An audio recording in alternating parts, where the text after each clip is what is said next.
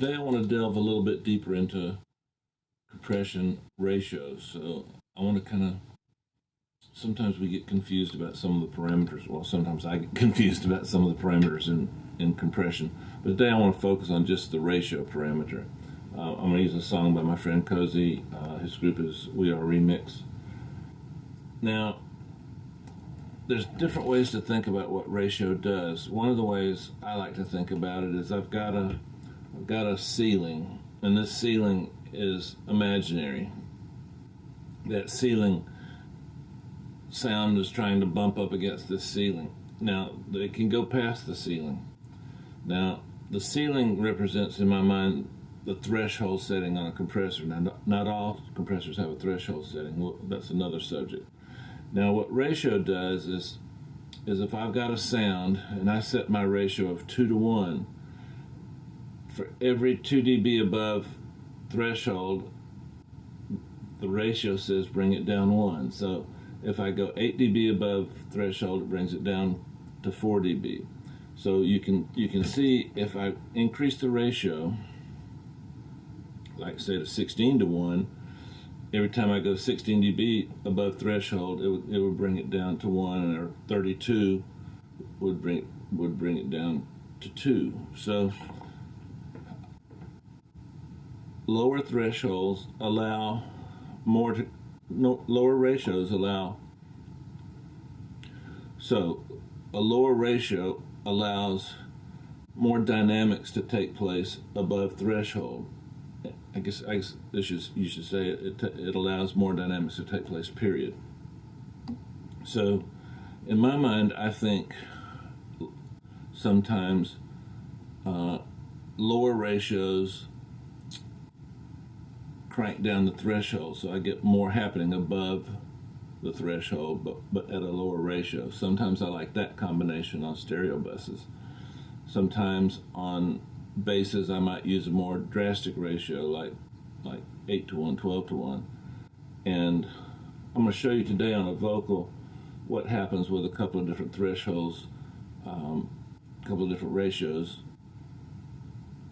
in terms of the feel and what we're trying to do. So if we're trying to keep something within a certain dynamic range, as the ratio gets higher and higher, we go into what's called limiting. So a limiter technically is a compressor with a very high ratio.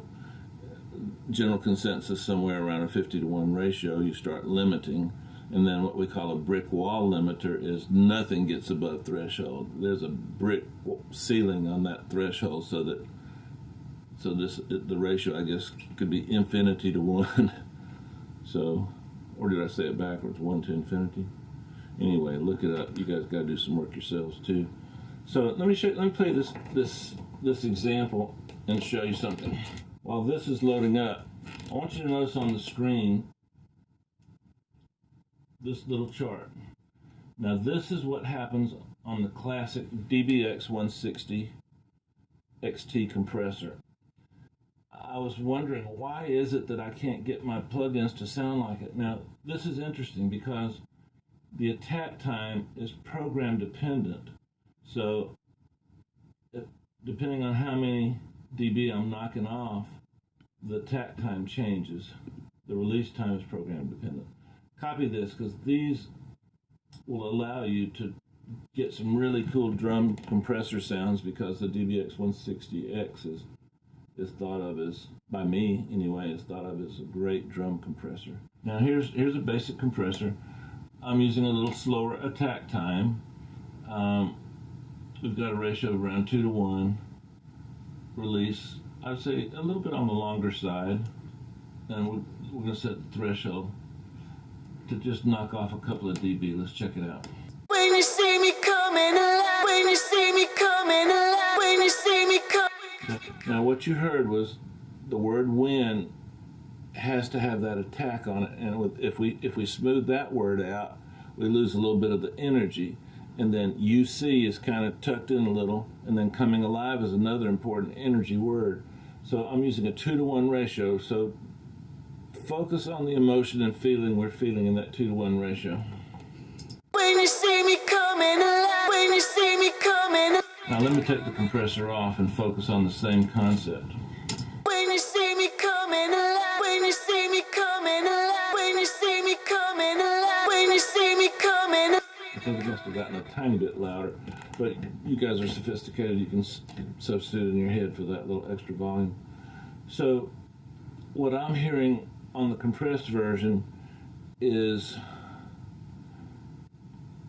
the wind came down, coming came down, and it came to a closer level to the other words, and now we turn the when and the coming back up to the original level where they were, and now we've brought with those words the level of the other words. So we tried to keep the dynamics and the importance of that energy in those two words, when and coming, but we've gotten the other words up to start contributing a little bit to the energy too.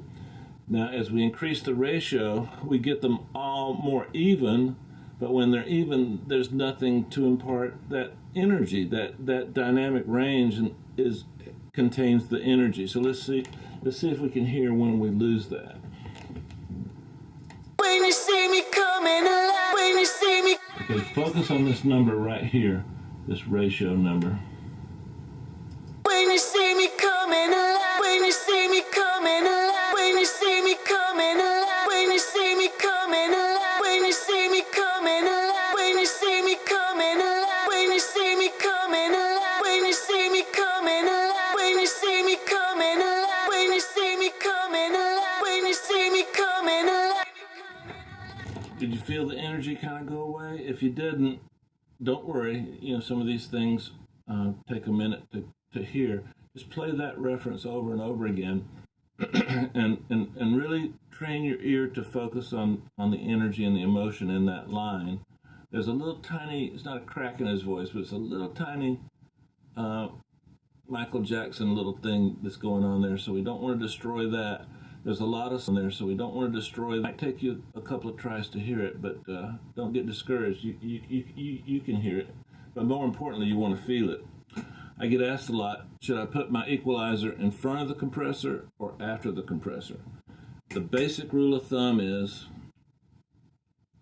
if you've got a frequency that's causing the compressor to do things you don't like, then put an EQ in front of the compressor and take that frequency out. For example, in a vocal, if you've got a lot of low-end muddiness actually affecting what your compressor is doing, put something in front of the compressor, roll that out. It might be a little bit too much 2K. Roll that out, and now your compressor is acting to different frequencies.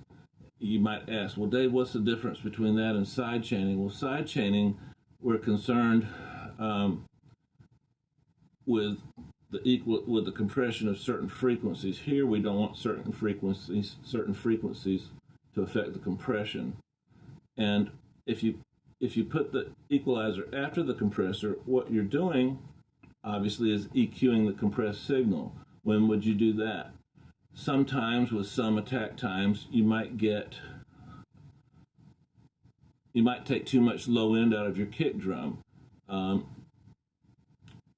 I tend to keep the attack times on my kick drums a little on the high side, 30 to 50, somewhere in there, and that gives me a little bit more low end.